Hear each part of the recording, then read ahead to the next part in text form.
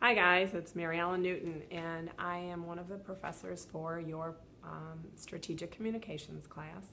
And I wanted to let you know that I've been teaching presentation skills in previous courses. So what I'd like to do is just give you a little bit of tidbits of information along the way that I've collected.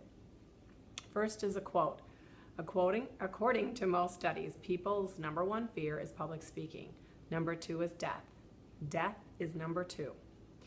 Does that sound right? This means to the average person, if you go to a funeral, you'd be better off in the casket than doing the eulogy. That was Jerry Seinfeld. Thought that was kind of cool. So when I'm going to get psyched up on trying to do this for me, I thought I'd like to share exactly what you guys need to do. So the big day is going to be coming up, and you're going to have to give a presentation, not just about for our actual course, but for other things coming along in your career. So let's start off with the obvious. You have to be prepared. Don't write out the speech word for word. If you start to memorize every word, you're going to forget something along the way and not know where to turn from there. What you do need, though, to do is practice. Write down bullet points, write down concepts, and then go ahead and practice. Using the mirror is a great trick so that you're actually talking to someone and actually can see what it looks like and to make sure that you know what's going on. But having said it all, what you need to know is that you do need to actually know what your material is. You have to really feel confident and actually feel somewhat passionate about what you're trying to convey. The next thing is actually being excited about that. One of the ways that helps to convey a message is actually using some humor. Practice what you want to say, tell them again, but actually never memorizing and believe in what you're trying to say. So if you're having a hard time with something from work that needs to be accomplished and telling somebody, it's not easy, but you have to find a way that you believe in the message or it will not be conveyed at all. Another trick is to keep it short. You need to give key points. If you've been in any of my classes, you would know that I believe in bullet points for a reason, because bullet points are really what someone's going to remember. So I think that's really kind of what you need to understand to have takeaways. That's really an important concept. Going in next, the day of the actual presentation. You've practiced, you know the words, you know what you want to say, so let me give you the best advice ever. Do not use filler words. By being prepared, you get away from filler words.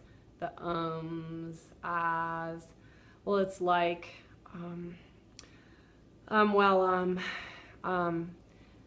don't use filler words. I once counted in a course that I was giving someone else, I was actually critiquing the amount of filler words that someone used, who has now gone on to be a director, but she at the time had used 78 filler words in a 5-minute presentation. She had no idea it was that strong. 90% of your nervousness will not show. You have to understand that. So that's really a big thing to understand.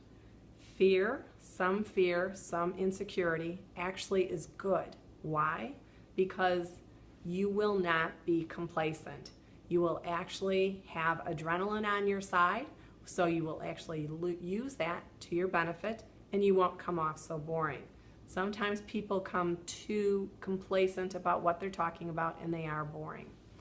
So understand one of the things that you need to do first, I think, is to meet the crowd. When you go into the room and you know you're going to be presenting, either look for a couple of familiar faces, talk to people, or actually just introduce yourself to some new people. Just talk to somebody and they become your friendly faces in the crowd so you can kind of feel the vibe. They're going to be rooting for you. Once they're rooting for you, other people will too. Then, before you actually present and you know what's coming up there and your heart starts to palpate, one of the best things that you can do is just go ahead and, just like we used to tell our patients when they were nauseous, slow, deep breaths. Slow, deep breaths in and out through your mouth.